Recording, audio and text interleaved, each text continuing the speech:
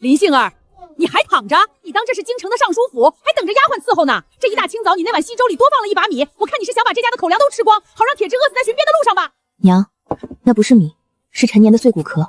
我身体虚，多加了些水，并没多用口粮。还敢顶嘴！我呸！这家里只有半斤粗粮赃，你竟敢拿去喂你这残躯！铁砖在边关拼命换来的军饷，不是拿来让这废物糟蹋的。我真是倒了8辈子霉，才接了你这么个丧门星。既然这饼硬的能崩了牙，汤淡的像白开水，那从今日起，这家的吃食我来分配。你也配？你连野菜和毒草都分不清，还想管家里的吃食？哈哈，你做的那堆东西，猪看了都要摇头。林杏儿，我不需要一个只会在家里惹是生非的废物。这军营不养闲人，若明天天亮你还折腾不出能填饱肚子的营生，别怪我不留情面。明早我就写好休书，让你自己滚回京城。休书？赵铁商，若是我能让这军营里的人抢着买我的东西，让这穷的掉渣的边关飘起咱们赵家的肉香，你这休书还写得下去吗？大话谁都会说，你当这是过家家？好，那我就给你这半个时辰，要是还是那股霉味儿，你给我滚出赵家村，以后再也别想在这边关立足。成交，半个时辰。若你们吃不出一口好味道，我自己走，绝不让你们动手。这荒地里连根草都长不好，你拿这些发烂的东西能做出什么？别站着，火不够大。铁栓，若想活命，就别盯着我看，去帮我把灶台底下的灰掏了，再加2把干草。你作死啊！那可是咱们家过冬仅剩的半口油，你把它全刮了，接下来的日子咱们喝西北风去吗？我就说你是个败家娘们儿。娘，油若是不用，放在罐子里发霉，那才叫败家。这陈年猪油带着一股子哈喇味，不用热火激一激，根本压不住那股腥气。您若是想吃发馊的饭菜，我现在就把火灭了。你休要狡辩！要是做出来不能吃，我今晚就把你赶出大门。你往锅里扔的那些黑乎乎的东西是什么？你想毒死我们？那是陈年的八角和鬼皮，虽然长了毛，但我刚才用刀刮去了表层，现在用温油慢煸，这叫炸香。铁栓，你们平时吃大料是不是直接扔进水里煮？军营里的伙夫都是一锅乱炖，谁有闲工夫管怎么弄？难怪你们吃的饭像嚼木渣，大料的香味在水里是出不来的，必须得用油逼出来。铁栓，帮个忙。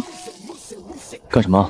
这饼放了至少5天，硬的能砸碎核桃，我的力气切不动它，用你的刀把它切成指甲盖大小的碎丁。快点，油温正合适，耽误了火候，这顿饭就毁了。林杏儿，这是杀敌的刀，不是给你切烂饼的。能让人活下去的刀才是好刀，切吧。哎呦，我的老天爷！那饼本来就难咽，你过水再下油锅，这不成了江湖拌石头吗？没法吃了，全完了。饼太硬，不过水润不透，直接煮又会化成烂泥。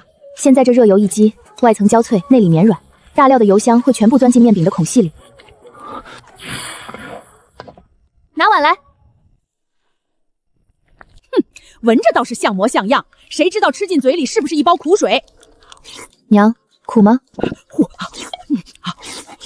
这东西，看来这休书今天是写不成了。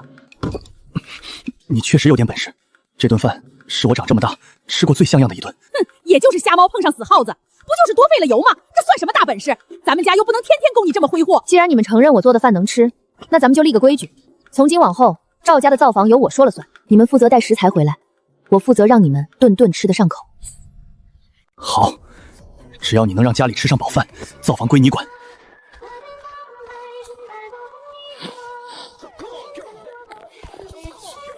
你干什么？那是留着过冬慢慢熬汤的萝卜，你可别再给糟蹋了。熬汤，这种已经失水成棉絮的萝卜，熬出来的汤比苦药还难喝。娘，咱们不能光守着这点存粮等死。明日我要拿这些萝卜给咱们赵家挣回第一笔钱。赚钱？这边关穷得叮当响，谁会花钱买这破萝卜？因为我能让这破萝卜变成边关军营里将士们抢着要的风味小菜。铁栓，明早你不用去巡边，帮我打个下手，咱们去村口摆摊。杏儿啊，这大冷天的，你真要去村口吹冷风？昨晚那一顿是吃的香，可那些当兵的都是粗人，谁舍得花钱买这破萝卜和面饼？娘，粗人也是人，只要是人就长着舌头。边关孤寒，肚子里没油水，吃什么都觉得没劲儿。咱们这饼和萝卜卖的就是个痛快。您在家烧好热水等我们，中午前我们准回来。时辰不早了，巡防的队伍半个时辰后就要出营，走吧。哟，那不是赵家刚进门的京城媳妇吗？铁镯怎么陪她出来丢人现眼了？听说交际的很呢，连烧火都不会。这摆的什么摊儿，连个热气都没冒，谁买他的东西？就在这儿。铁栓，帮我把那罐昨晚熬好的大料油拿出来。今天风大，咱们得让香味飘得远一点。你这面糊里只加了葱花和粗盐，连点肉面都没有，真能卖出去？好吃的葱油饼靠的不是肉，是油温和面香，看着吧。娘的，什么味道？怎么这么香？比镇上醉仙包子还香！哥，好像是村口那边的摊子。铁栓，你小子不厚道啊！家里藏了这么好的手艺也不跟兄弟们说。这是你媳妇儿，弟妹，这饼怎么卖？给我来2张，饿死老子了！这位军爷，葱油饼3文钱1张，今天咱们头一天出摊，凡是买饼的，免费送1碟独家秘制萝卜干给您解腻。6文钱，太香了！您尝尝这个。这是萝卜。大牛，怎么了？吃不惯就吐出来。吐个屁！太他娘的好吃了，又脆又辣，还带着股鲜甜。嫂子，给我来3张萝卜干，多给点儿。别急，嫂子，我要4张饼。赵铁栓，点点看，咱们的休书还要不要写了？今天卖的怎么样了？是不是没卖出去全扔了？我的老天爷，这都是今天赚的！铁栓，这比你1个月的军饷还要多啊！静儿，我的好媳妇，你快跟娘说说，接下来咱们怎么干？娘给你打下手，娘什么活都能干。娘，这只是个开始，葱油饼赚的是辛苦钱，真正值钱的是那2罐萝卜干。明日加倍备料，不出3天，咱们这小摊的名声就会传到镇上那些大酒楼的耳朵里，生意才刚刚开始。嫂子，再给我包3张。娘的，自从吃了你家的饼和这神仙萝卜干，镇上那醉仙楼的肉包子，老子现在闻着都觉得是一股子馊味儿。醉仙楼那肉包子卖10文钱一个，皮厚的像城墙，肉馅还没指甲盖大，还是嫂子这饼实在，3分钱吃得满嘴香。各位军爷捧场，杏儿感激不尽。不过今日的萝卜干快送完了，剩下的面糊也只够摊10张饼了。杏儿，昨晚娘去镇上粮铺买面，掌柜的说面粉全被大买单包圆了，咱们家剩下的料撑不过明天。不急，面粉断了，有人会比咱们更急。哟，我当是什么山珍海味，把这群秋班的魂都勾走了，原来是卖破面饼的泥腿子，这股子劣等香料的冲鼻味也不怕吃坏了肚子。姓钱的，你骂谁秋八？你醉仙楼的东西又贵又难吃，还不许老子们来这儿买饼。李军爷，消消气，我可没说不让你们吃，我今天是来找这位赵家媳妇儿谈生意的。小丫头，你这摊子抢了我醉仙楼3成的早点生意，我给你1两银子，拿着钱卷铺盖滚回你家炕头去，这村口以后不许你再支锅。拿上你的脏钱，滚！怎么着？给脸不要脸是吧？信不信今天砸了你这破锅？断了，手要断了啦！钱掌柜，和气生财，你断了镇上粮铺的面粉，又买光了菜市的萝卜，不就是想逼我5米下炊吗？何必还要多花这1两银子来折辱人呢？你既然知道，就该懂点规矩。在这边关镇上，还没人敢跟我钱某人抢饭碗。从今天起，你买不到1两面。嫂子，你别怕，明天我带几个兄弟去镇上，逼那粮铺掌柜卖给你。各位婶子嫂子们，钱掌柜说镇上的萝卜不卖给我了，不知道咱们军屯各家各户院子里种的萝卜，后山上挖的野芥菜，你愿不愿意收？那可都是些不值钱的贱菜啊！只要洗得干净，没有烂心，我林杏儿全收。萝卜2文钱1斤，野芥菜1文钱1斤。不仅如此，我还教你们怎么处理这些菜，只要你们按我的法子切好晒干，我加倍收。哎呦老天爷，2文钱1斤，我家地窖里还有几百斤萝卜呢！现款现结，童叟无欺。不仅是萝卜，过阵子我还要做酱菜，需要大量的辣椒和豆子。咱们村只要愿意出力的，这摊子就永远有你们的一份钱。你这是坏了规矩！你以为收了这些破菜就能成？没有面粉，我看你拿什么做饼？亏你做了这么多年酒楼生意，谁告诉你只有白面才能做吃食？边关盛产高粱和糜子，这些粗粮只要发酵得当，做出来的杂粮比你的白面还要香。你信不信？不出3天，你杂粮粗面的生意也会被我买断。牙尖嘴金的丫头，咱们走着瞧。我们走。慢着，小哥，刚才受了惊，肚子也饿了吧？我这饼里的8角是大料房里慢慢熬出来的，不比你们醉仙楼用白水煮的差，要不要尝尝？谢谢。没出息，还不快滚！你胆子真大，几句话就把全村的人都绑在了你这边，不怕他们以后反悔？利益团党是这世上最牢固的交情，只要跟着有钱赚，赶都赶不走。不过，李大牛他们吃的再多，也只是几10个人。我要让咱们的酱菜直接送进湖头营里，成为几万将士的定额口粮。嫂子，你这手艺真是绝了！这明明是拉嗓子的粗高粱和黑麦壳，怎么到了你手里，不仅不卡喉咙，还透着股暄软的甜味儿？粗粮干硬是因为死面不吃水，我加了昨夜熬的老面肥，放在热炕头上捂了1宿，让面糊自己发酵吐酸，再用一点点碱面中和，油锅一煎，粗粮的麦香味就被彻底激发出来了，更管饱还养胃。就是这醉仙楼的钱掌柜还想断嫂子的活路，他哪知道嫂子用粗粮做来的东西比他那精细白面还要香100倍。是孙千虎，李大牛，你们这几个兔崽子，营里的火头军做好了早饭不吃，跑到这村口聚众买野食，这要是吃坏了肚子，耽误了巡防，我砍了你们的脑袋！千夫大人息怒，真不是兄弟们嘴馋，实在是嫂子做的这饼和萝卜干太好吃，吃了身上有劲儿，巡边都不觉得冷了。哼，荒唐！这穷山恶水的，连口好水都难找，一个路边摊能做出什么花样来？铁砖，这是你媳妇儿？回千户大人，正是在下的内子。内子初来乍到，做些小本卖卖，贴补家用，食材虽糙，但绝对干净，绝不会吃坏将士们的肚子。铁栓，你是个老实人，但在军规面前，我可不讲情面。这东西若是弄虚作假，我照样掀了你的摊子。大人是行军打仗的内行，吃食干不干净，有没有力气，您一口便知。这饼和萝卜干，全当杏儿孝敬大人尝鲜。这萝卜你是怎么腌的？居然比京城大酒楼里的还要脆爽，咸味也足。这底料用了不少心思吧？回大人，这叫秘制风干辣萝卜，做法倒不稀奇，关键在于风干脱水和香料的配比。边关苦寒，将士们常年吃水煮的粗粮，肚子里没有水，嘴里没味道，到了夜里还容易犯夜盲症，手脚发软。其实这都是因为吃食里缺了盐分和辛香料的刺激。你一个妇道人家，还懂将士们的夜盲症和体虚？杏儿不懂医理，但懂食材。这萝卜里加了中鱼和几味驱寒的草药底油，不仅能下饭，更能驱寒暖胃。大人，听说军营每月采买配菜多是些烂菜叶，稍微一放发馊，将士们不仅吃不下，还浪费了军费，对吗？你说的不错，后勤那帮饭桶买来的菜10斤有5斤是烂的，但边关运输艰难，除了那些又能买什么？新鲜蔬菜根本运不到这儿。大人，既然新鲜的运不到，那为什么不收我们军户手里耐储存的风味小菜呢？收你们的？没错，大人，我这萝卜干脱了水，用重盐和香料封坛，放上3个月都不会坏。吃的时候拿出来一小碟，就能配下2大碗粗粮粥。不仅如此，我还能做酱豆、腌芥菜，不仅味道好，能长期储存。最重要的是，价格只有军营现在采买配菜耗费的1半，因为这些全都是我们军屯村妇们自己种、自己挖、自己腌的，没有中间商赚差价。这丫头好大的口气！你可知军营几万张嘴，一天要消耗多少咸菜？千户大人，内系绝非信口开河。他前几日已经召集了全村的军户家属，以高于市价的价钱收购大家地窖里的萝卜和芥菜，并亲手教授他们初步的风干之法。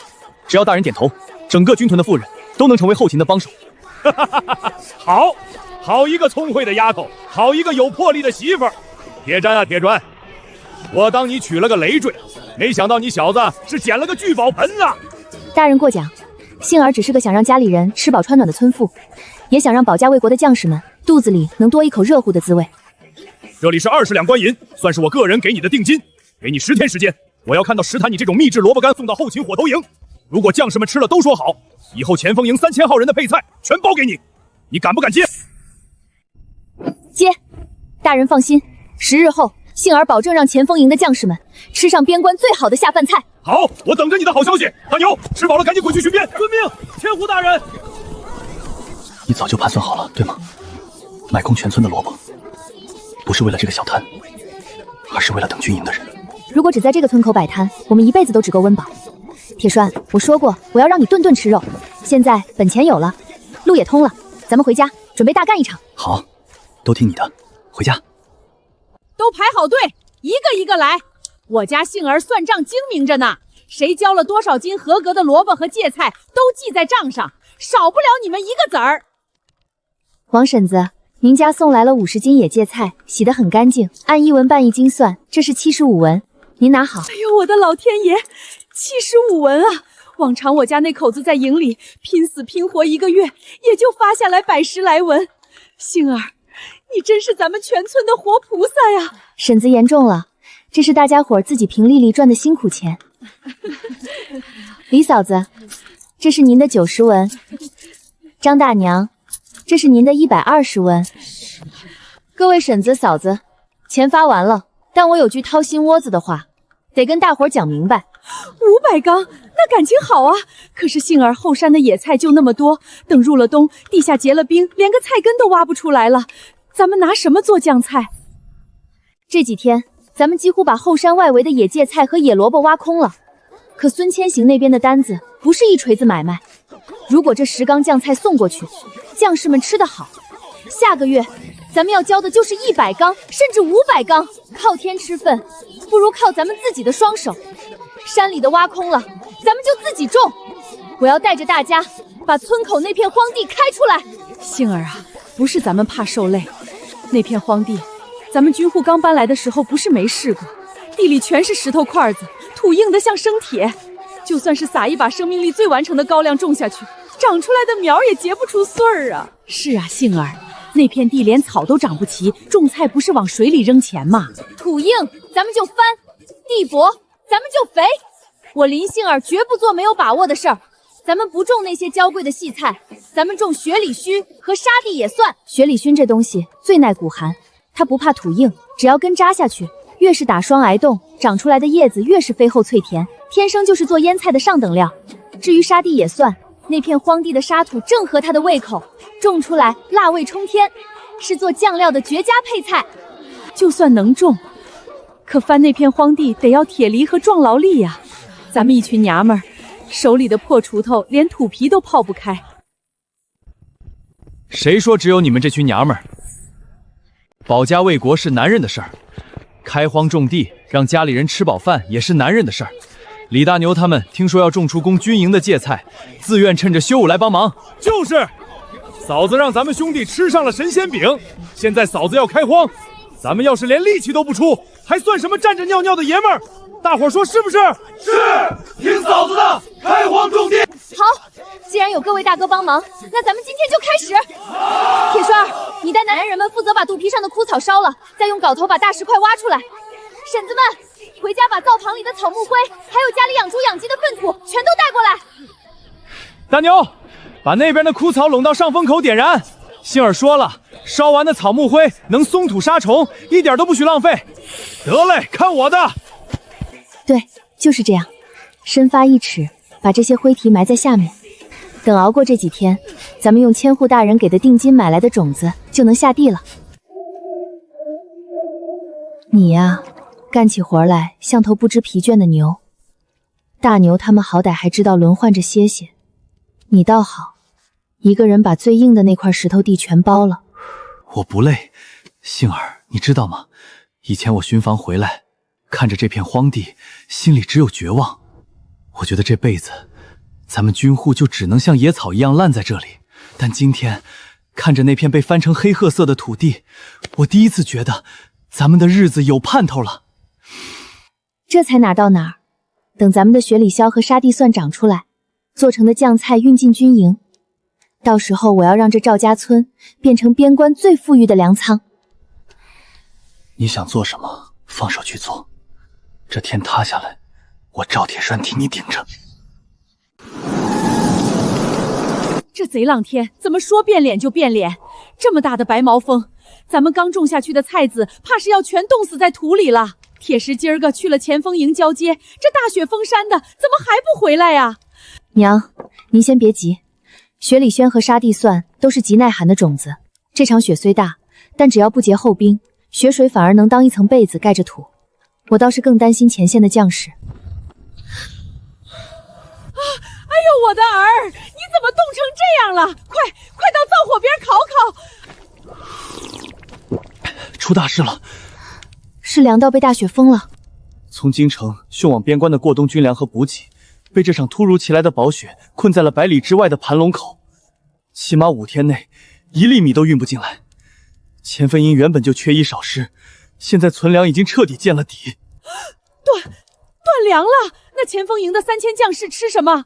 这冰天雪地的，没有吃食，不是要活活冻死吗？李大牛他们今天巡边，遇到了趁雪劫掠的敌军斥候，打了一场遭遇战。兄弟们虽然把人打退了，但体力透支严重，现在营里连煮清汤的粗粮都不够分，只能把仅剩的一点米糠掺着血水煮。没有盐分，没有热乎气，兄弟们冻得连刀都握不稳了。孙千户急得在帐篷里拔刀砍桌子，可变不出粮食啊！铁栓儿，咱们的酱菜腌了有8天了吧？8天了。你之前说要封存10天，风味才能彻底激发出来。不等了，规矩是死的，人是活的。这酱菜虽然还没到最绝顶的风味，但里面的重盐和辛辣芥菜正是现在前锋营最救命的东西。铁山，去把李大牛留下的那几个板车拉出来。杏儿，你疯了！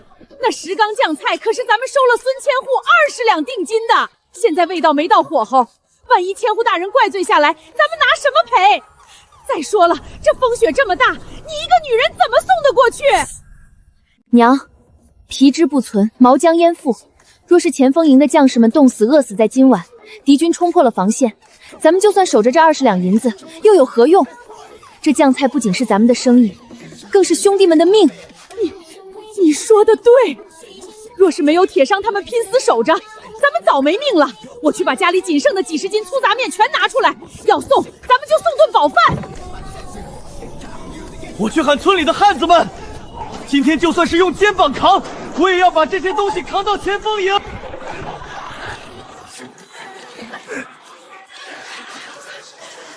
是。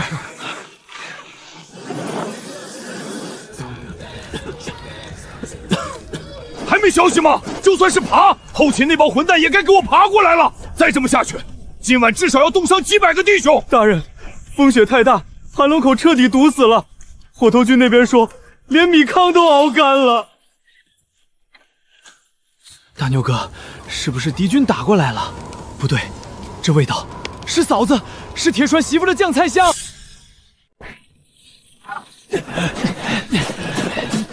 铁栓，林氏，你们不要命了？顶着这白毛风送什么东西？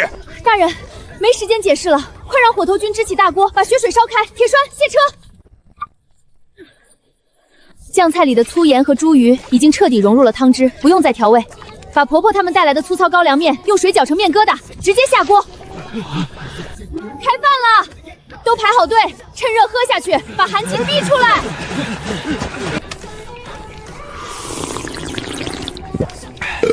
爽！他娘的，老子活过来了！太好吃了，又辣又热乎，我的手有知觉了。这汤真带劲儿，嫂子的手艺简直神了。林杏儿，赵家村的父老乡亲，你们今晚救了前锋营3000将士的命，救了我大魏边关的防线。我孙某人替3000弟兄给你们磕头了。大人言重了，军民本是一家人，你们在前线挡刀子，我们在后方做口热饭，天经地义。更何况这酱菜还欠着您2天火候，只盼大人别怪罪杏儿手艺不精。哈哈哈哈，手艺不精，这是我孙某人这辈子吃过最绝顶的美味。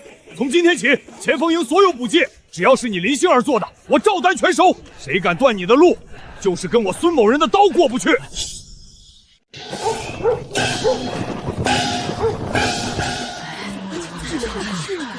赵铁栓，林氏，快出来接赏！属下赵铁庄见过副将大人。民妇林杏儿见过大人。弟妹，快免礼。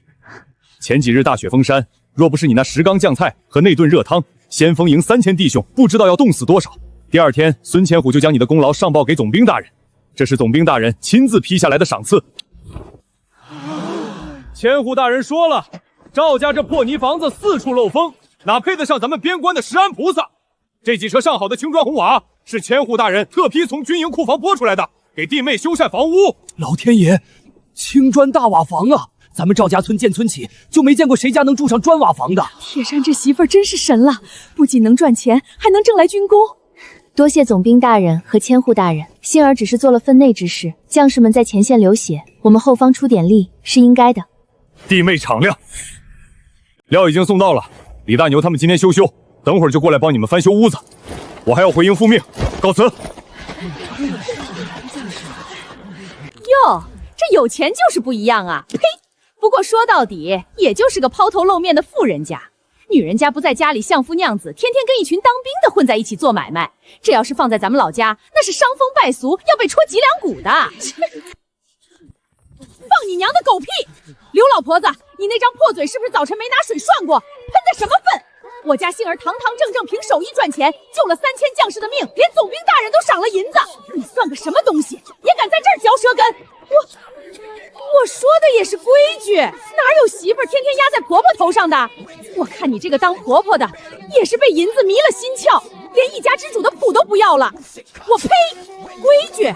当年我吃草根咽泥巴的时候，怎么没人来给我讲规矩？我告诉你，在这个家里，我儿媳妇林杏儿就是规矩，她能让一家人顿顿吃上肉，能带全村人翻地种菜赚钱。谁要是敢再说我家杏儿半个不字，老娘今天就撕烂他的嘴。以后我家收菜的买卖，你们一文钱也别想赚。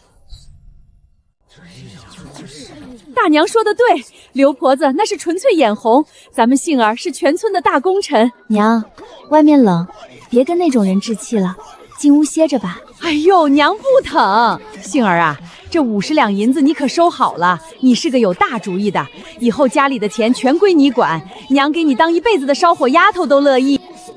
娘，您变脸比翻书还快。你个木头桩子懂什么？杏儿这样的好媳妇儿，打着灯笼笼都找不着，你还不赶紧把李大牛他们来，赶紧开工修房子，冻着我媳妇儿，我拿你试问。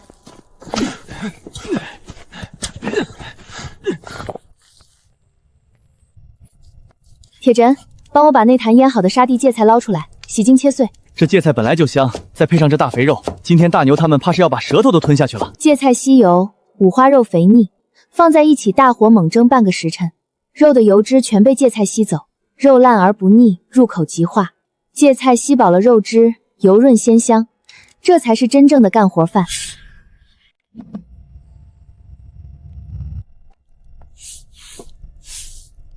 我的个亲娘哎！嫂子，你这是在锅里施了什么仙法？我长这么大，从来没闻过这么霸道的肉香。大牛兄弟，各位兄弟，大家今天辛苦了，洗手吃饭，肉管够，馒头管饱。好吃，太好吃了！就为了嫂子这顿饭，我愿意给赵家修一辈子的房子。别光顾着招待他们，你也吃。最近你瘦了。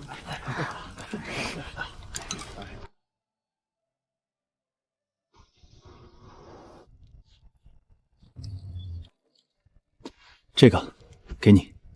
这是我的身份军牌，还有我这几年攒下的所有积蓄。虽然不多，但这是我全部的家当。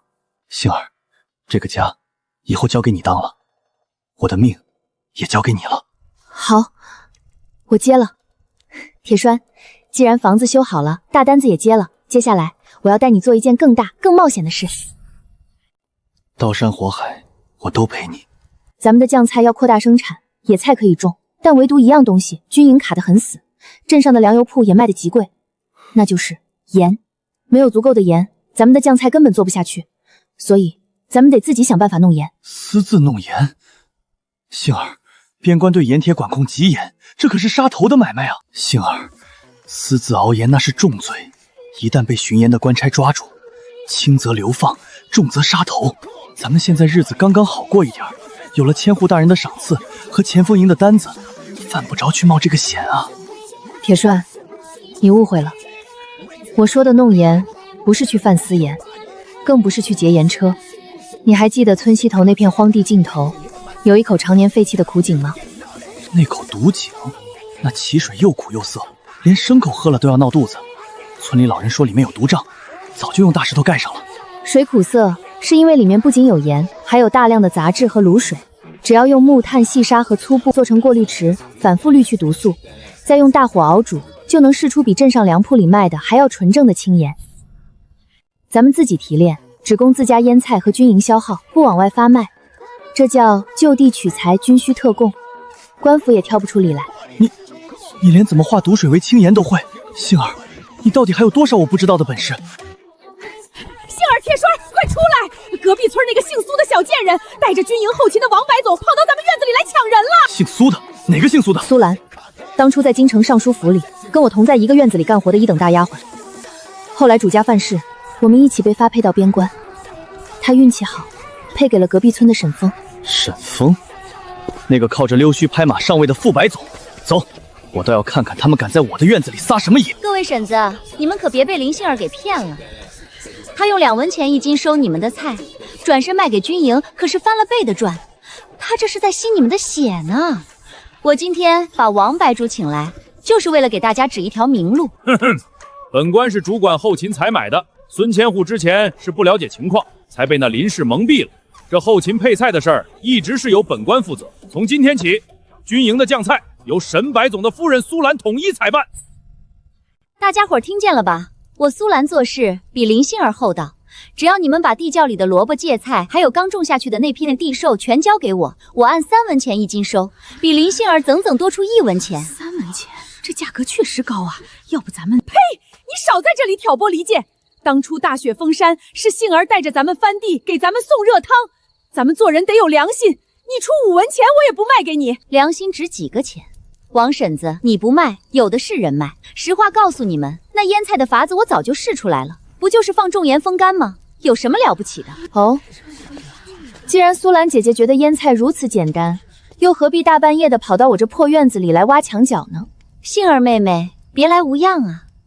姐姐我也是为了军营的将士们好，你一个人霸占着这么大的买卖，供货不稳，万一饿着了将士们，你担待得起吗？王白总可是深明大义，特意把单子交给了我。哼，林氏，你私自联络前锋营，越权供货，本官还没治你的罪。识相的把前锋营的单子交出来，以后赵家村的菜全归苏兰调度。王白总，前锋营的单子是孙千户亲自下的令，定金就在这屋里放着。你不过是个后勤管事，敢违抗千户大人的军令？你少拿孙千户压我！千户大人日理万机，哪有空管这等小事？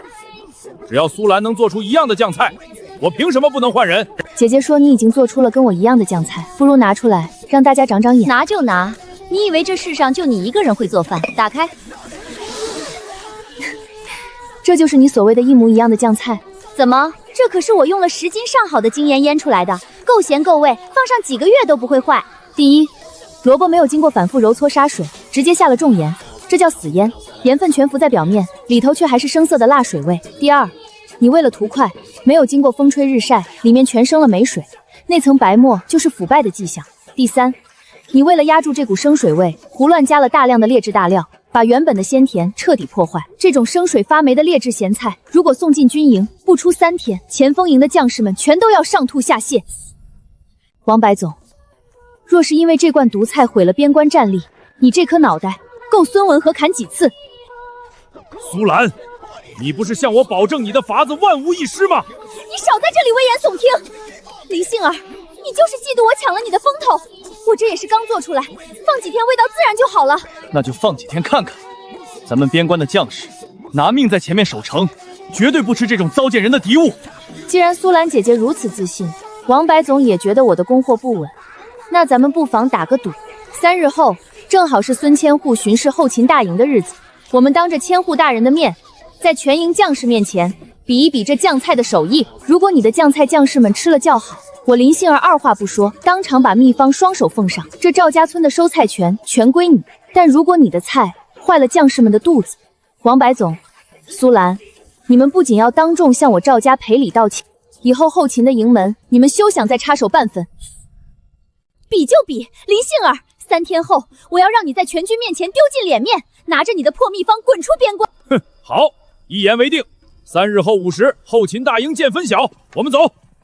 杏儿，你放心，咱们赵家村的菜就是烂在地里，也绝不卖给那个心如蛇蝎的苏兰。大伙儿安心回去歇着，跳梁小丑而已，登不上大雅之堂。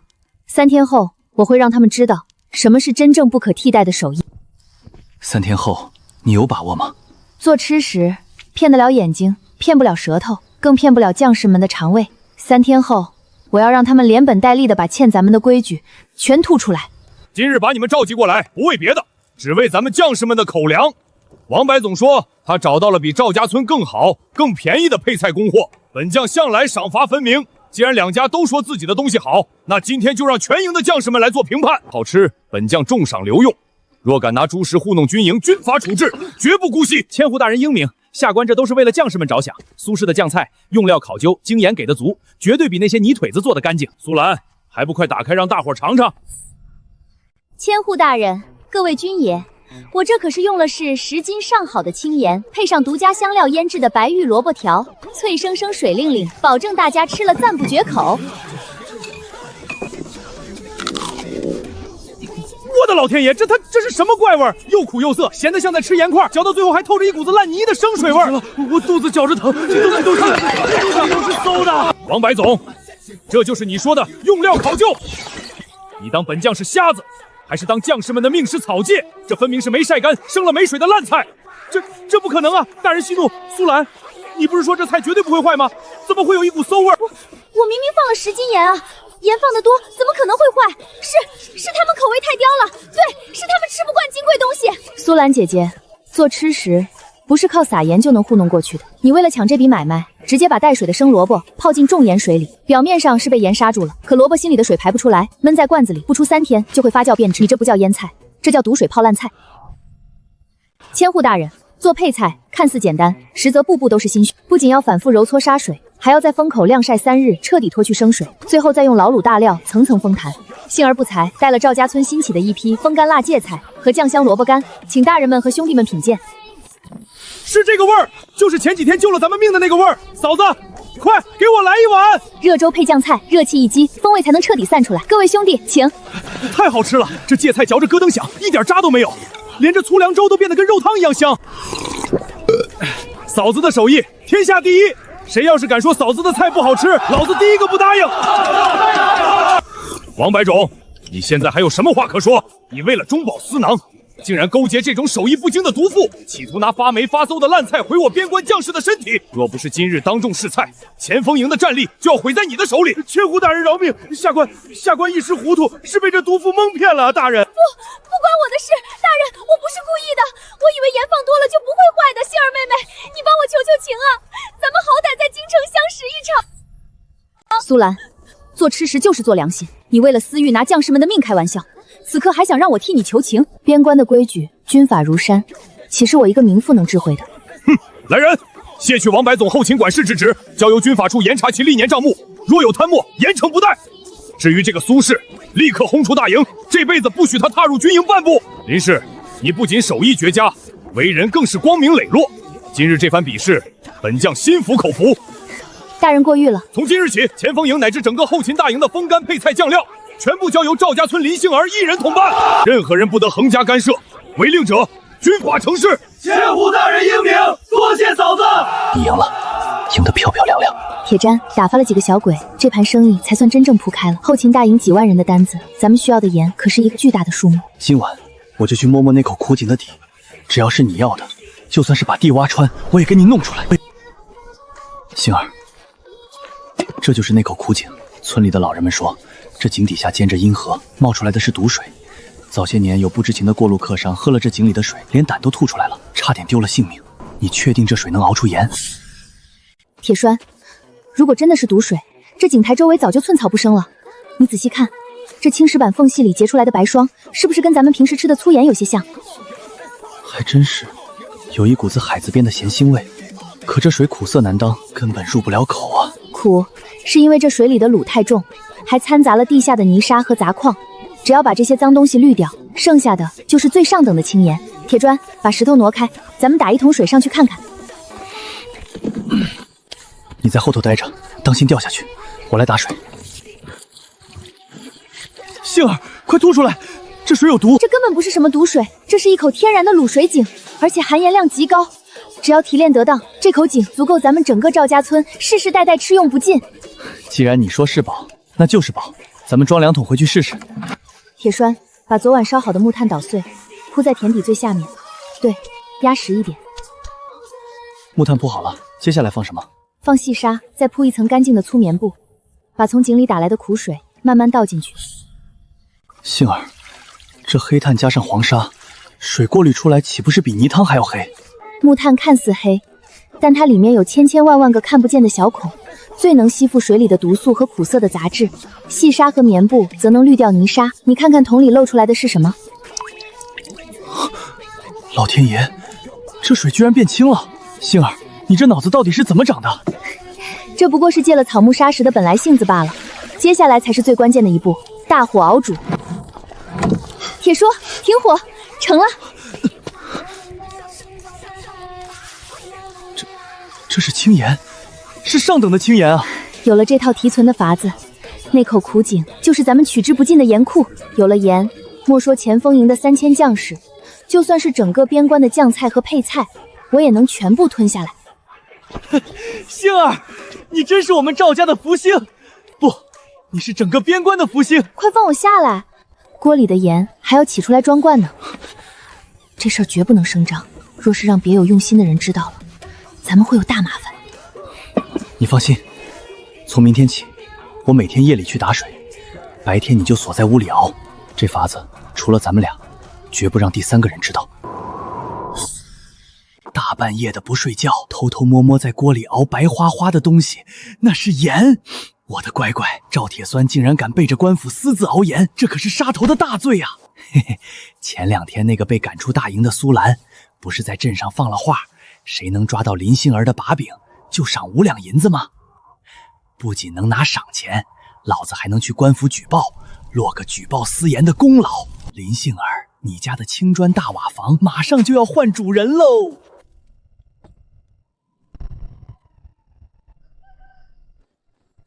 谁呀？大清早的报丧催命呢！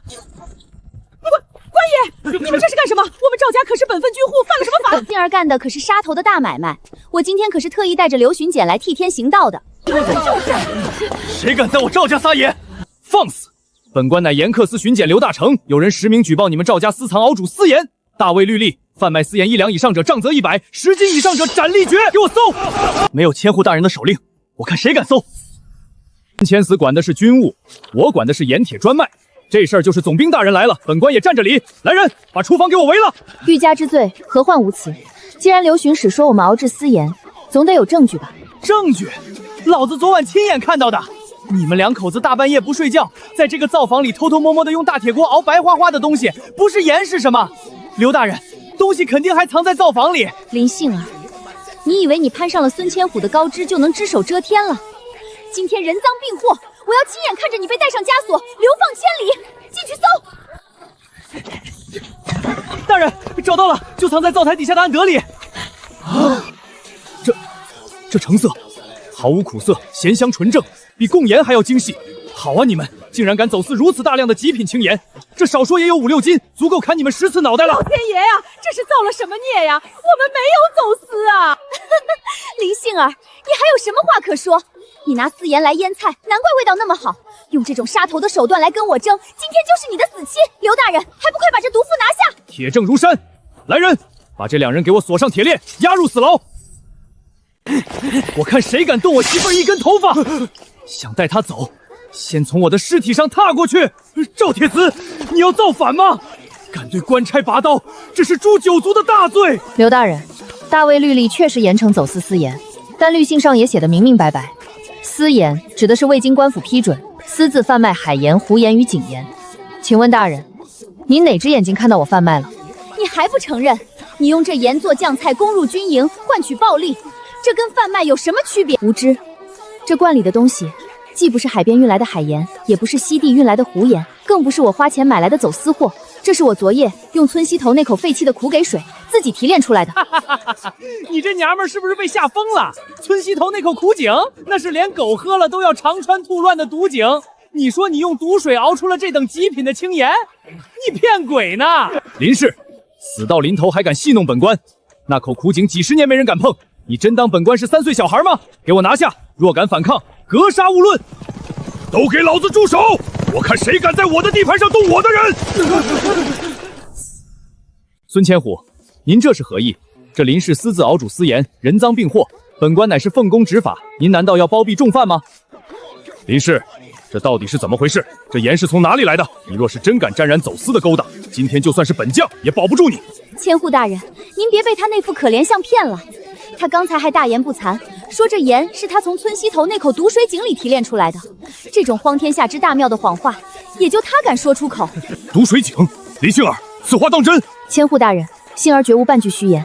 边关缺盐，不仅百姓吃不起，连前线将士的口粮里都缺资少味，战力大减。这条苦井在别人眼里毒水，但在杏儿眼里就是能解边关燃眉之急的宝库。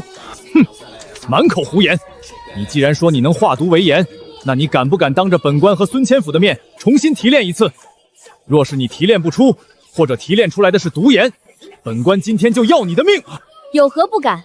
千户大人、刘大人，今日我就在这里立下军令状，若我不能当众从那江苦井水中熬出青盐，我林杏儿任杀任剐，绝无怨言。但若我成功了，刘大人，我要你收回这莫须有的罪名。千户大人，我要这口盐井的开采权，我要让整个边关的将士从此以后再也不用为一口盐巴发愁。这等恶臭的毒水，平时连野狗都不喝。林氏，你莫不是要拖延时间？本官可没闲工夫陪你过家家。千户大人，他要是能把这水变成白花花的青盐，我苏兰今天就把这木桶给吞下去。铁栓，铺炭。铺好了，杏儿。木炭吸附毒气又臭，细沙滤去泥土杂石，不管多脏的井水，过了这层层关卡，留下的就是最纯粹的王水。神了，这水竟然真的变清了，连那股刺鼻的腥臭味都没了。哼，变清了又如何？就算滤掉了泥沙，那苦涩的毒性依然在里面，根本熬不出盐来。铁砖，生火，大火猛煮，不要停。撤火，用余温烘干。千户大人，刘巡查，毒水已化青盐，请二位大人验看。哈哈哈哈！好，好啊，咸香纯正，没有半点苦涩，这比京城运来的贡盐还要精细3分。林氏，你真乃神人也！这不可能，这世上怎么会有这种奇术？你到底用了什么妖法？这不可能！赖三明明说你们是偷熬私盐。狗东西，还想跑？刘大人，事实胜于雄辩，我这盐乃是就地取材自己提炼，并非贩卖私盐。你刚才口口声声说要拿我问斩，现在你还有何话说？你，就算这盐是你提炼的，但普天之下莫非王土，所有的盐井都归盐客司统辖。你未经上报私自开采制盐，依然是触犯大卫律例的死罪。来人，把这盐和制盐的器具全部没收，将林氏带走。刘大成，你给老子睁大你的狗眼看清楚，这地方是边关军屯，这口井在军屯的辖区内。孙千惠，你这是要暴力抗法吗？这盐物，放你娘的屁！边关将士吃不上盐，战力大损。这林氏制出来的盐，从今天起全部充作我前锋营的军需配给，这叫战时军需特造。老子在前线打仗，我的兵自己弄点盐巴吃，还轮得到你一个后方管盐的酸修才来指手画脚？千户大人说的对，民妇提炼此盐，初衷就是为了腌制酱菜，供养前线将士。这锅盐以及日后从那口井里提炼出的每一粒盐，全部无偿供给边关大营，绝不流入民间市场牟利。既然是军需，自然归千户大人统管。说得好，刘巡检，你听清楚了，这是我边防大军的军需物资。你若再敢动这盐井和林氏半根头发，那就是破坏军需，动摇军心。本将不用通报朝廷，现在就能以军法斩了你。好，既然是孙千虎的军需，下官自然不敢过问。我们走。苏兰姐姐，急着去哪儿啊？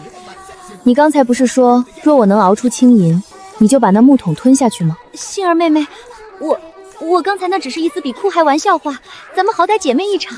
姐妹一场，带着官差来抄我的家要我的命，这也是玩笑。你趁着将士们缺衣少食，用发霉的毒菜以次充手，这也是玩笑。苏兰，你我之间的旧账，今日彻底清算，滚出赵家村。若再让我看见你在边关生事，就不是赶走你这么简单了。哼，来人，把这个毒妇和那个通风报信的赖三一起轰出去。林氏，你今天不仅救了你自己的命，更是立了天大的奇功。有了这源源不断的青盐，我前锋营的将士们再也不用忍受夜盲和体虚之苦了。大人谬赞了，只是这制盐的法子虽然简单，但耗时耗力。若是单靠我与铁霜二人，产量毕竟有限。既然已经纳入军需，幸而斗胆，请大人派兵驻守普井，并允许我招募赵家村的军户家属，共同制盐。这是自然，这等机密重地必须由最信得过的人把守。赵铁山听令，属下在。你护卫军需有功，为人沉稳忠诚。本将现在正式擢升你为前锋营总西官，赐从7品5职。即日起，你带领50名精锐，日夜驻守村西盐井，任何人无本将手令，胆敢靠近盐井半步者，杀无赦。属下遵命，誓死守卫盐井，绝不让大人和我媳妇儿失望。好，林杏儿，从今日起，你就是这制盐工坊的提调官。虽然没有品阶，但在这赵家村，你就是说一不二的大掌柜。你需要什么人手、什么物资，直接跟铁庄说，本将全力支持。多谢千户大人，杏儿保证，不出半月，第一批上好的青盐和风味酱菜就能敞开了供应前线将士。王婶子，这批芥菜风干的时间不够，里面还有水汽，不能下大酱，挑出来重新晾晒。杏儿掌柜的，这天阴了2日，确实没晒透，可前锋营催得紧，这几百斤菜要是犯工，今天可就交不了货了。要不多加2把盐盖一盖。规矩就是规矩，这酱菜送去前线，是将士们在冰天雪地里救命的口粮。若是带着生水下了酱，不出半月就会发酸变质。咱们赵家村能有今天，靠的就是千户大人的信任和前锋营兄弟们的口碑。谁敢在这上面偷工减料，砸了咱们的招牌，以后就永远别进这作坊的大门。是，杏儿你说的对，是我糊涂了，我这就带人把这批菜挑出来，重新挂上架子，绝不能坑了前线的兄弟们。铁栓，嫂子，前锋营运货的车队来了。孙千户说了，这批不仅要酱菜，还得带走200斤青盐。盐井那边昨夜刚起了一批上等青盐，我已经让人装好车了。酱菜这边备齐了吗？早就备齐了，500斤风干辣芥菜，300斤酱油萝卜。不过铁栓，咱们这运输的法子太慢也太费事了。粗陶罐不仅死沉，路上颠簸还容易碎。前锋营的将士们出去巡边，总不能在马上挂着这么个大陶罐吧？嫂子说的太对了，咱们兄弟出去巡逻，一走就是2、3天，陶罐带不出去，只能带干冷的面饼。面饼没味道，咽不下去，兄弟们还是得挨饿。这要是能有一种方便带在身上，随时能吃的咸味干粮就好了。方便带的干粮，军中以前试过把肉做成肉干，但边关肉贵，消耗不起，蔬菜又存不住。有了，既然陶罐带不走，那咱们就不带罐子了。不带罐子，那酱菜装在哪儿？铁栓，帮我生火。王婶子，去把我昨晚熬的那盆大料牛油端过来，再拿20斤炒熟的高粱面，5斤剁碎的辣芥菜和萝卜干。酱菜之所以要装罐，是因为里面有汤汁。现在我用热油把酱菜里的水分彻底煸干，然后下入炒熟的高粱面。大牛兄弟，尝尝这个行军酱肉饼。天老爷，这东西绝了，一块下又顶饿又解馋，而且这么硬实，揣在怀里根本不怕碎。好东西，不仅能干嚼，要是巡边的时候弄一锅开水，把这饼子往里一掰，这不就是一锅浓浓的酱香热汤吗？没错，这叫压缩行军粮，不仅轻便好带，而且牛油封锁了水分，就算是放上几个月都不会变质。咱们赵家村的商路从此以后不用再被这些笨重的陶罐拖累了。前锋营只要定下这行军饼，咱们的供货量至少还能翻3倍。大牛，立刻把这一批行军饼送到孙千户的大帐，告诉千户大人，我媳妇儿又弄出军国利器了。得嘞，兄弟们，装车！这回千户大人非得乐疯了不可。各位婶子嫂子，今天是咱们赵家村作坊头一次发月钱分红。婶子，你家交了800斤菜，加上你在作坊里领单干活的工钱，一共是5两3000银子。5两，我这辈子都没见过这么多钱啊！杏儿，你真是我们全家的救命恩人呐！婶子快起来，这是你凭双手挣来的，以后咱们的日子只会越来越好。李嫂子4两2钱，张大娘3两8钱。杏儿掌柜的，赵总旗，以后咱们整个赵家村唯你们2口子马首是瞻，你们让咱们干什么，咱们就干什么。大伙儿记住，咱们不仅要自己吃饱，还要把作坊越办越大。以后咱们不仅要攻前锋营，还要把这行军饼卖给过往的商队，卖到关外去。咱们赵家村的商路才刚刚开始。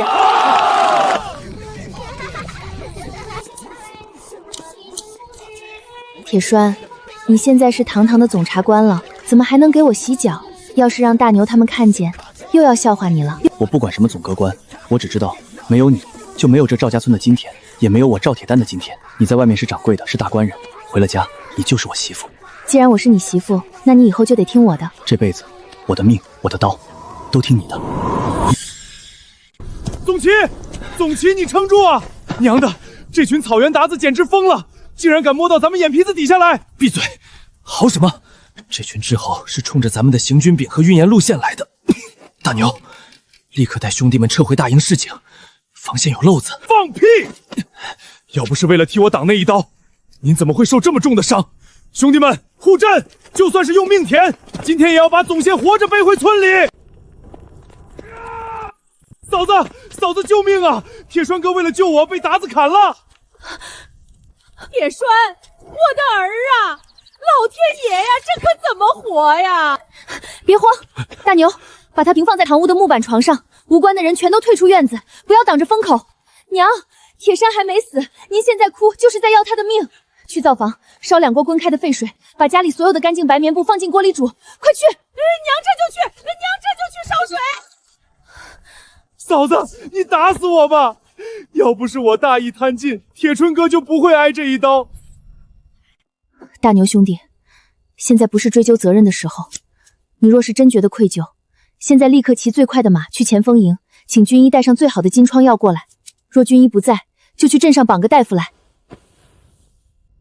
嫂子放心，我李大牛今天就是跑死这匹马，也把大夫给您弄来。铁栓，会很疼，你平时连刀都不怕，这次也得给我咬牙挺过去。你要是敢撒手溜下我，我就把这作坊烧了，让你在九泉之下都不得安宁。我知道疼，铁栓，对不起，我知道很疼，但是必须洗干净，不然会化脓的。你撑住，求求你，撑住。杀，保护严谨，别动他。谁敢动杏儿，我砍了谁。我不许你死，赵铁栓，你听见没有？你说过这辈子的命都听我的，你不能食言。只要你醒过来，我以后什么都听你的。我不要你当什么总持，我们只要好好活着。奇迹，真是奇迹啊！这么深的刀伤，按照常理，半夜就会因为邪毒入体而溃烂发热致死。尊夫人处理伤口的手法虽然奇特，但那盐水清洗却极其有效地压制了邪毒。赵铁商这命算是保住了，只需敷上金疮药，好生调养半月便可。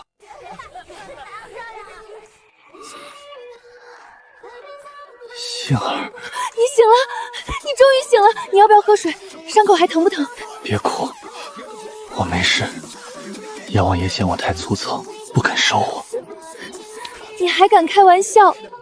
你知不知道你流了多少血？你平时不是最稳重吗？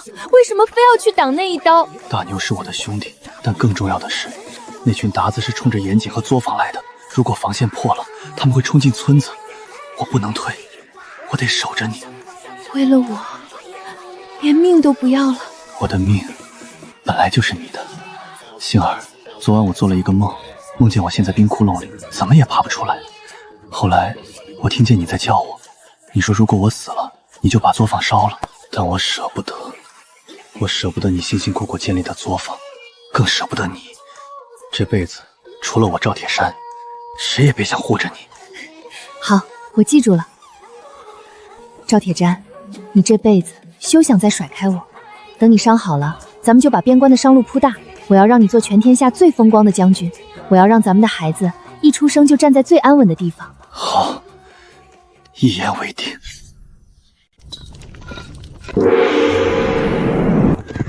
一喜，鞑子大军压境，黑风口吃紧。三道狼烟，这是鞑子的主力打过来了。老天爷呀，这可怎么办啊！鞑子杀人不眨眼啊！咱们快逃吧，往南边逃！慌什么？都给我站住！逃？往哪儿逃？你们的爹娘、丈夫、儿子都在前线顶着刀枪，你们现在逃了，谁给他们送饭？饿着肚子，他们怎么挡得住鞑子的铁器？覆巢之下，安有完卵？黑风口若是破了，鞑子的马蹄半日就能踏平咱们赵家村。现在能救咱们的，只有前线的将士，而能让将士们活下去的，只有咱们手里的干粮。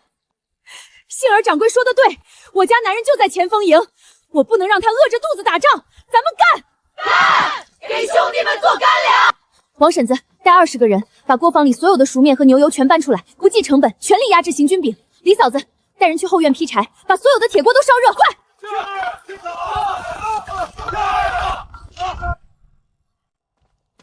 大牛，前线到底是什么情况？孙千户手里有3000精锐，怎么会被逼得点燃3道灵焰？嫂子，这次不一样，鞑子不知道发了什么疯，集结了上万人马，疯了一样猛攻黑风口。孙千户死守隘口，但鞑子把后方的运粮道给截断了一半。兄弟们在城墙上杀了1天1夜，滴水未进，连挥刀的力气都没了。千户大人命我拼死突围，就是来催你们的行军饼救命的。大牛，去牵我的马，把村里剩下的所有马车全套上。铁栓，你的伤还没好利索啊！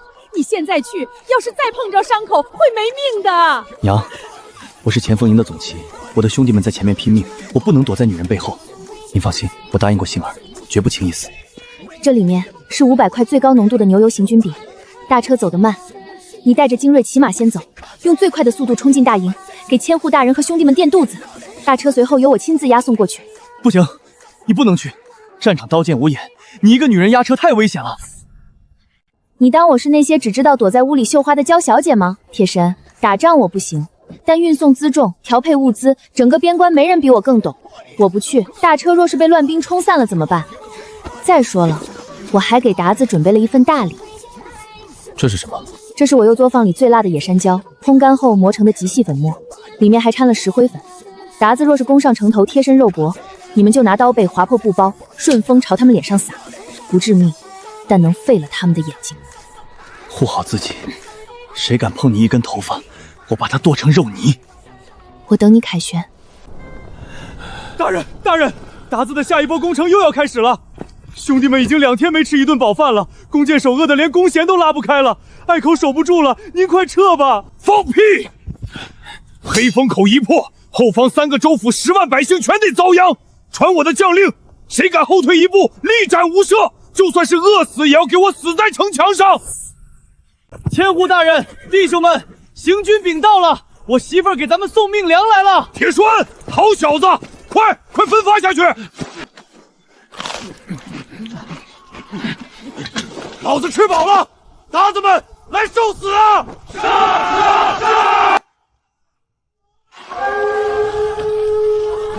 兄弟们，吃饱了饭就给老子狠狠的杀，把这帮杂碎赶下去！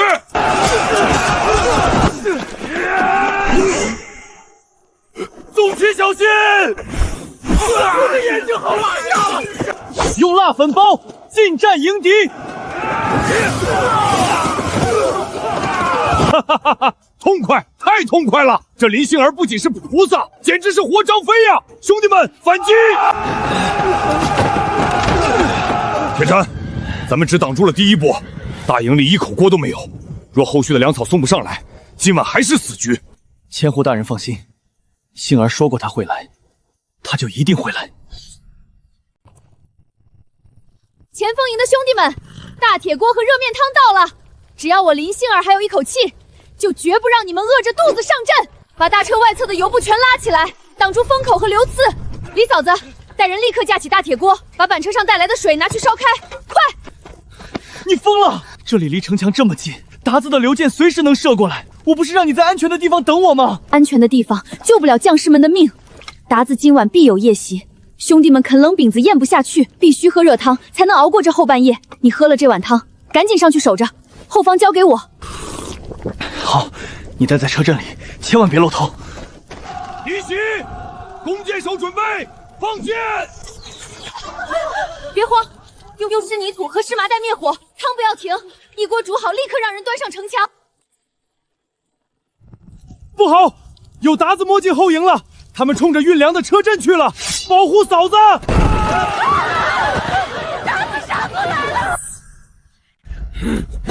尝尝姑奶奶的辣油！别怕他们，用热汤泼，用柴火打，咱们死守这口锅！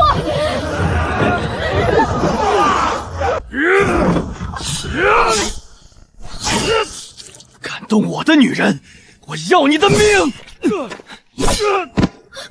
铁栓，你的伤一点小伤，死不了。杏儿，今天咱们夫妻俩怕是要在这并肩杀敌了。黄泉路上，咱们也做个伴儿。我数3数，我泼热汤，你撒辣粉。好，听我媳妇儿的。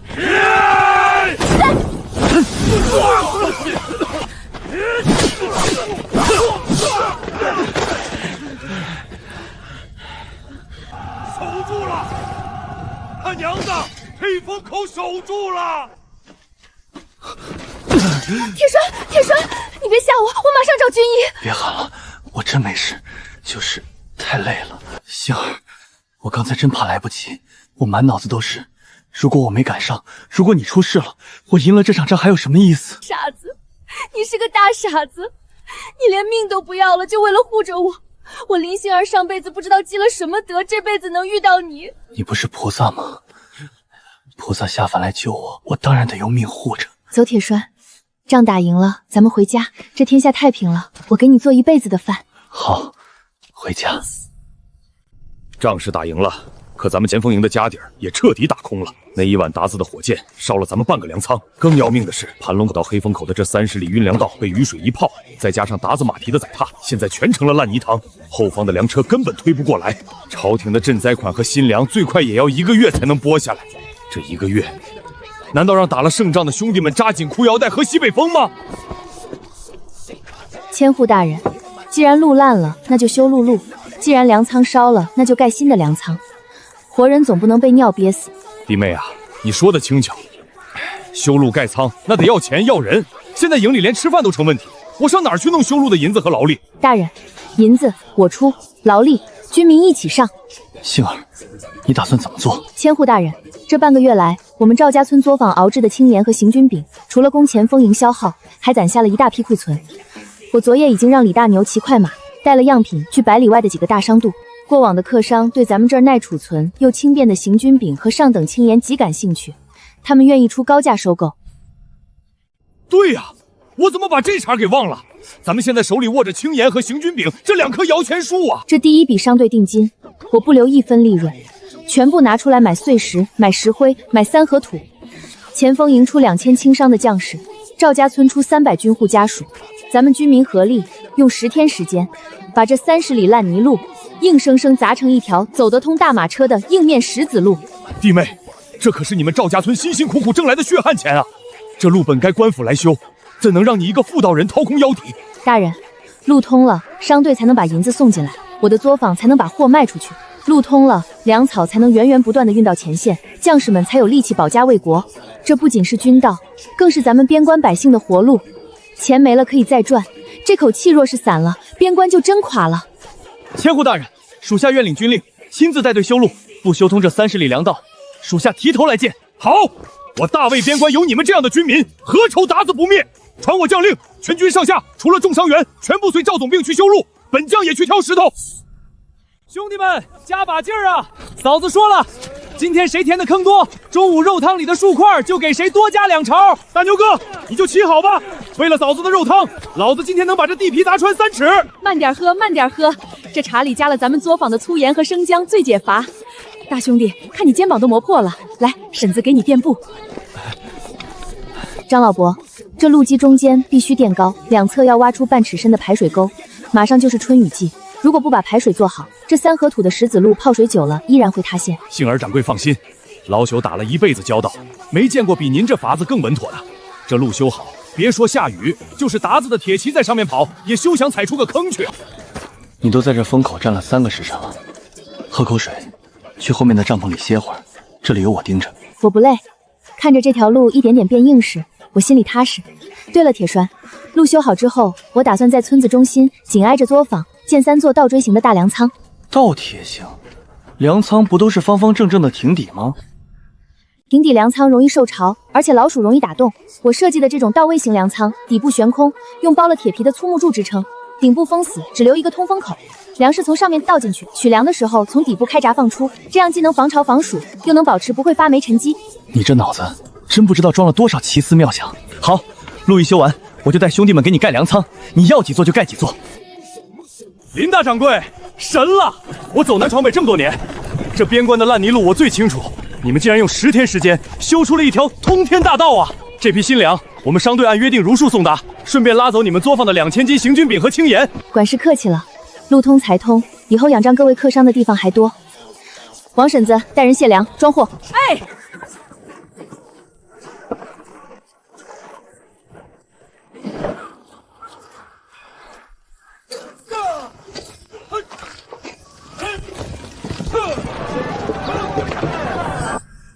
兄弟们，乡亲们，1个多月前，达子大军压境，咱们差点饿死在黑风口。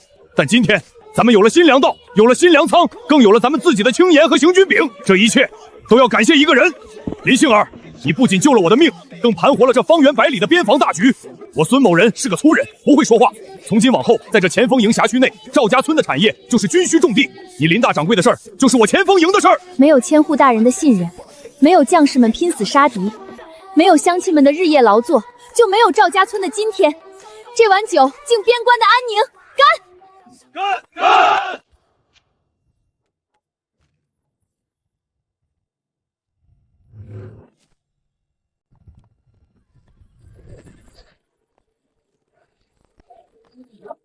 你们这些人怎么赶车的？没长眼睛吗？这可是送往军营的军需。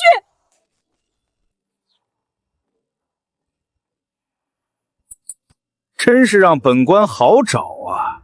原以为你在这苦寒之地早就成了一捧黄土，没想到你竟然还在这边关倒腾起买卖来了。民妇林杏儿，见过这位大人，只是大人这阵仗不像是来体察民情的，倒像是来找茬的。找茬？林杏儿，你原是罪臣尚书府的一等丫鬟，戴罪之身发配边关。你不好好在杂役处干苦力赎罪，竟然敢私自聚众，开办这等规模的制盐攻防和粮战。这位大人，说话要讲证据。铁山说的不错，周大人，当年的案子早就结了，我一没逃跑，二没犯法，遵从朝廷旨意，在此安家落户。这作坊是我凭着一双手一砖一瓦建起来的。大人拿京城的陈年旧案来边关摆官威，怕是打错了算盘吧？牙尖嘴利，林杏儿，你以为你在这穷乡僻壤找了个当兵的做靠山，本官就治不了你？实话告诉你，本官这次奉命巡查边关粮饷，早就查清了你的底细。你这作坊里产的青盐纯度极高，你做的行军饼利润丰厚。周大人，扣帽子也得讲究基本法。我这作坊是前锋营孙千户亲自批准的军需特供处，每一笔账目都清清楚楚。你若是眼红我这几口大锅，大可直说，何必绕这么大个圈子？放肆！本官乃户部特使，代表的是京城的朝廷。孙千惠一个区边关武将，有什么资格批准制盐？来人，传本官手令，立刻查封赵家村所有作坊粮仓和盐井，将这林氏和他的同党一并拿下，押解回京受审。我赵铁栓奉千户大人将令驻守此地，这作坊里的每一粒盐、每一块饼，都是前线兄弟们拼死杀敌换来的口粮，谁敢动这里的一草一木，格杀勿论！乡亲们，这狗官是来抢咱们饭碗，断前线兄弟们活路的，跟他拼了！对，杏儿掌柜救了咱们全村的命，今天就是豁出这条命，也绝不让他们碰杏儿掌柜一根头发！我看谁敢在老子的地盘上撒野！你给老子听清楚！这作坊里的每一粒盐、每一块行军饼，都是我先锋的军方资产。林杏儿是我孙某人亲自任命的军需大掌柜，你敢查封这里，就是要断我3000弟兄的粮草，就是要通敌叛国。你这是强词夺理，军方资产岂能交由一个妇人打理？我要向总兵大人告发你！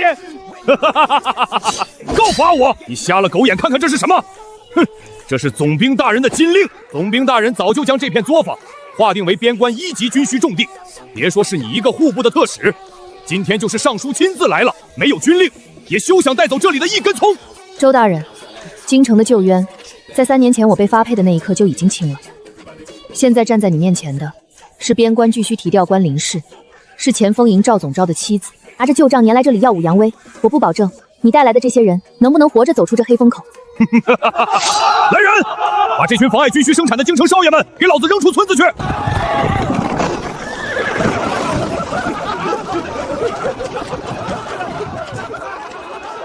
没事了，京城的那些烂事儿再也找不上你了。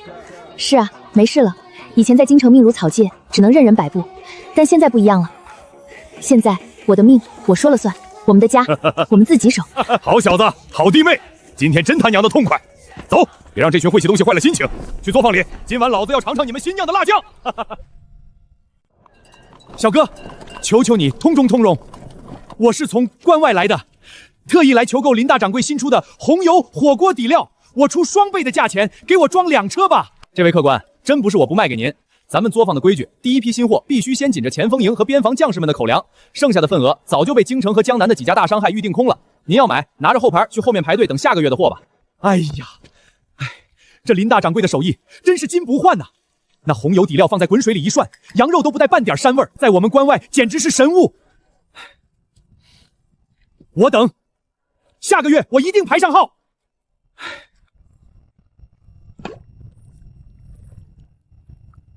王婶子，这批红油的火候更好，可以撤火封坛了。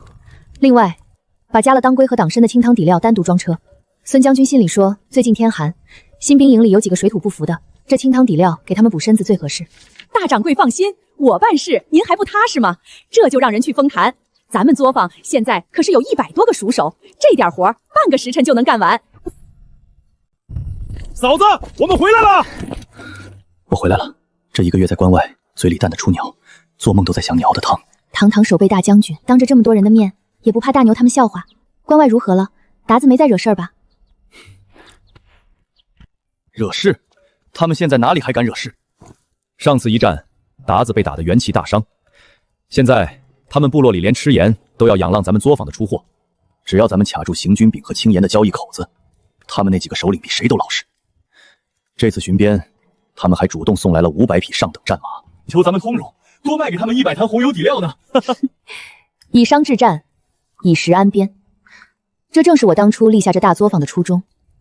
以前我只求一个安稳，想用手里的香料换一日三餐。但现在看着这万家烟火，我突然觉得，能在这乱世中亲手熬出一锅让所有人都吃得饱、吃得暖的热汤，才是我这辈子最痛快的事。刀剑能杀人，但填饱肚子，过上好日子，才能真正消灭战火。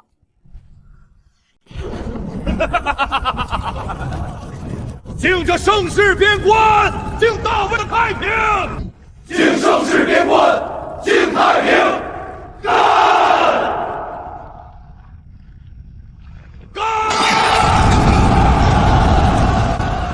铁栓，云姨今天上午来看过了，不是劳累，是咱们的赵家宝又要多添一副碗筷了。我要当爹了！兄弟们，大牛，老子要当爹了！星儿，谢谢你，是你给了我一个家，也给了这边关几万人一条活路。不，铁栓，是这片土地和你们这些愿意拿命去拼的将士成全了我。以前我只求一个安稳，想用手里的香料换一日三餐，但现在看着这万家烟火，我突然觉得能在这乱世中亲手熬出一锅让所有人都吃得饱、吃得暖的热汤，才是我这辈子最痛快的事。无论是熬汤还是守边关，这辈子下辈子我都陪着你。